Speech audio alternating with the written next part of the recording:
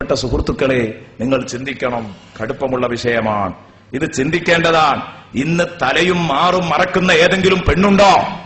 ഇന്ന് തലമറക്കണമെന്ന ബോധം ഒരൊറ്റ പെണ്ണിനുമില്ല. എല്ലാ പെണ്ണുങ്ങളുടെയും തട്ടമുള്ളത് തലയിൽ നിന്നൊക്കെ വീണു, അത് തോളിലാ കിടക്കുന്നത്. പറയാനും വയ്യ, പറഞ്ഞാൽ നന്നാകുന്നില്ല. എന്റെ പ്രിയപ്പെട്ട പ്രവർത്തക, സുന്നത്തിയമാഴത്തിന്റെ പ്രവർത്തകന്മാരോട് ഞാൻ പറയുന്നത്, പലപ്പോഴും സുന്നത്തിയമാഴത്തിൽ അണുവളവോളം വിട്ടുവീഴ്ചയില്ലാത്ത സുഹൃത്തുക്കള് കല്യാണം കഴിക്കുമ്പോൾ ഭാര്യമാരെ നേരെ നിർത്താൻ പലപ്പോഴും കഴിയാറില്ല.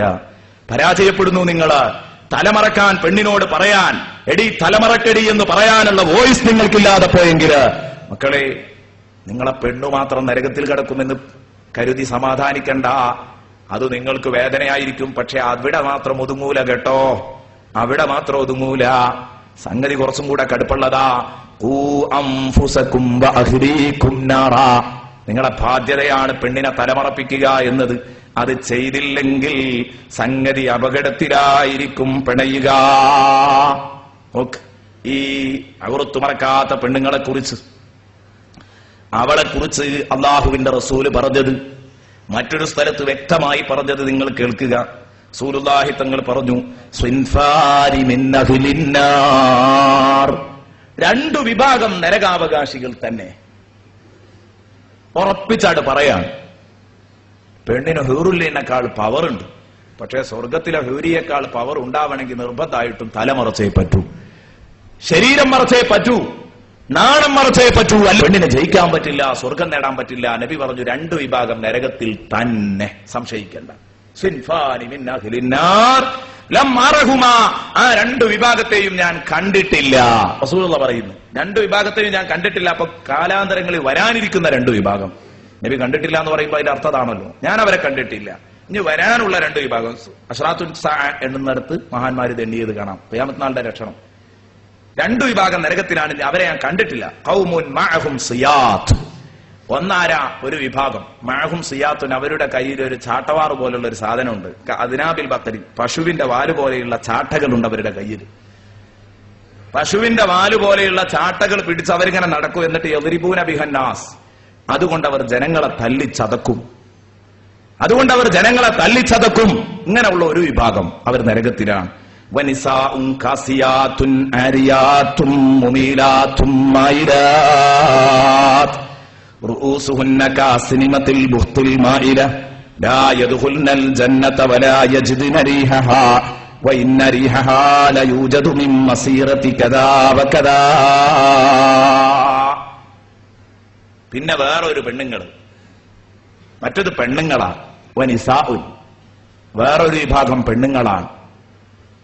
കാസിയാത്തുൻ, അവർ വസ്ത്രം ധരിച്ചിട്ടുണ്ട്. എന്നാൽ ആരിയാത്തുൻ, അവർ നഗ്നരാണ്. കണ്ടോ?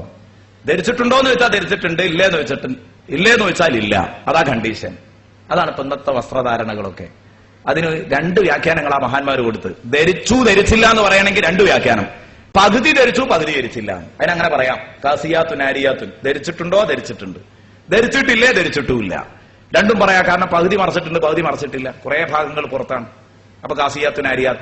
അല്ലെങ്കിൽ മുഴുവനും അകത്ത് തന്നെയാണ്, പക്ഷെ വളരെ കട്ടി കുറഞ്ഞ ഡ്രസ്സുകളാണെങ്കിൽ ധരിച്ചിട്ടുണ്ട്, പക്ഷേ ധരിച്ചതിന് ഫലമല്ല, അകത്തുള്ളതൊക്കെ കാണുന്നുണ്ട്. കട്ടി കുറഞ്ഞ ഡ്രസ്സ് ധരിച്ചാലും ഇതിൽ പെടും, അതുപോലെ തന്നെ വലുപ്പമില്ലാത്ത ഡ്രസ്സ് ധരിച്ചാലും ഇതിൽ പെടും. രണ്ടും പെടും. അതുപോലെ തന്നെ ശരീരത്തിന്റെ വണ്ണം എടുത്തു കാണിക്കുന്ന ഡ്രസ്സുകളായാലും പെടും. ഈ മൂന്ന് ചർച്ചയും അവിടെ തന്നെ വന്നിട്ടുണ്ട് ഈ ഹദീസിൽ. ശരീരത്തിന്റെ വണ്ണം എടുത്തു കാണിക്കുന്ന ഡ്രസ്സ് ഒരിക്കലും പെണ്ണ് ധരിക്കരുതല്ലോ. ഇന്നാണെങ്കിലോ അങ്ങനെ ഒരു യുഗമാണ്. ആണുങ്ങൾക്കുണ്ട് ആ റുബോറൻ ശൈലി, ടൈറ്റ് ഫിറ്റ് ശൈലി ഒഴിവാക്കുന്നതാണ് ഏറ്റവും നല്ലത്. അതോടൊപ്പം തന്നെ നോക്ക് നിങ്ങൾ, പെണ്ണ്, അത് ഒരുപാട് വശങ്ങളുണ്ട് അവിടെ.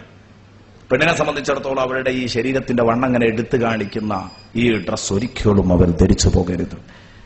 അവൾ വസ്ത്രം ധരിച്ചിട്ടുണ്ട്, പക്ഷെ അവളുടെ ബോഡി ഷേപ്പ് ശരിക്കും അവൾ വിട്ടുകൊടുക്കുന്നു. പർദ്ദയിലടക്കം ബോഡി ഷേപ്പ് പർദ്ദകളാ ഇറങ്ങിക്കൊണ്ടിരിക്കുന്നത്. മോഡൽ പർദ്ദകളുടെ കൂട്ടത്തിൽ അങ്ങനെയും. ഇതൊക്കെ നമ്മൾ ശ്രദ്ധിച്ചിട്ടില്ലെങ്കിൽ സംഗതി അപകടമാകും. കാസിയാത്തുൻ ആരിയാത്ത്, മുമീലാത്തുൻ മായിലാത്ത്. മുമീലാത്ത് അന്യപുരുഷന്മാരെ ആകർഷിപ്പിക്കുകയും, മായിലാത്തുൻ സ്വയം അവരിലേക്ക് ചെന്ന് ആകൃഷ്ടരാവുകയും, കൊഞ്ചിക്കുഴയുകയും സ്വയം അവരിലേക്ക് ചെന്ന് വീഴുകയും ഒക്കെ ചെയ്യുന്ന പെണ്ണുങ്ങൾ. റൂസുഹുന്ന കാസിനിമത്തിൽ ബുഖ്തിൽ മായില, അവരുടെ തല കാസിനിമത്തിൽ ബുഖ്തിൽ മായില, എന്ന് പറഞ്ഞാൽ തലയിലെ മുടി സംവിധാനിച്ചതിനെ കുറിച്ചാണത്. മുടി പ്രത്യേക രൂപത്തിൽ മുടഞ്ഞിട്ട് സംവിധാനിച്ചു വെച്ച് അത് ഉരുട്ടി വെച്ച് കാസ്നിമത്തിൽ ബുഖ്തിൽ മാഇല. ഏതാണ് അവരുടെ തലകൾ? കാസ്നിമത്തിൽ ബുഖ്തിൽ മാഇല, ഒട്ടകത്തിന്റെ അങ്ങോട്ടും ഇങ്ങോട്ടും ചാഞ്ഞുകൊണ്ടിരിക്കുന്ന പൂഞ്ഞ പോലെയാണ്. മുടികൾ അങ്ങോട്ടും ഇങ്ങോട്ടും ഇങ്ങനെ മാറിക്കൊണ്ടിരിക്കുകയാണ്. ആ മുടി അവൾ മറച്ചിട്ടില്ല. ആ മുടികൾ അങ്ങോട്ടും ഇങ്ങോട്ടും ഇങ്ങനെ കളിച്ചുകൊണ്ടിരിക്കുന്നു. കാസ്നിമത്തിൽ ബുഖ്തിൽ മാഇല. ഈ പെണ്ണുങ്ങളും നേരത്തെ ഞാൻ പറഞ്ഞ ഖൗമും രണ്ടും നരകത്തിലാണ്. ലാ യദ്ഖുൽനൽ ജന്നത, ഈ പെണ്ണുങ്ങൾ സ്വർഗത്തിൽ കടക്കൂല എന്നല്ല, വലാ യജിദ്ന റിഹഹാ, സ്വർഗത്തിന്റെ പരിമളം പോലും ഈ പാവങ്ങൾക്ക് ആസ്വദിക്കാൻ കഴിയില്ല.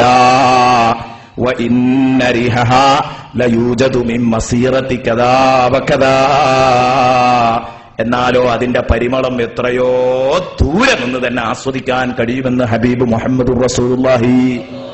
സ്വർഗത്തിന്റെ പരിമളം എന്ന് പറഞ്ഞാൽ എത്രയോ ദൂരത്തു തന്നെ കിട്ടും. എന്നാൽ ആ പരിമളം പോലും കിട്ടാത്ത എന്ന് പറഞ്ഞാൽ അത്ര പോലും അവർ സ്വർഗത്തോട് അടുക്കൂല.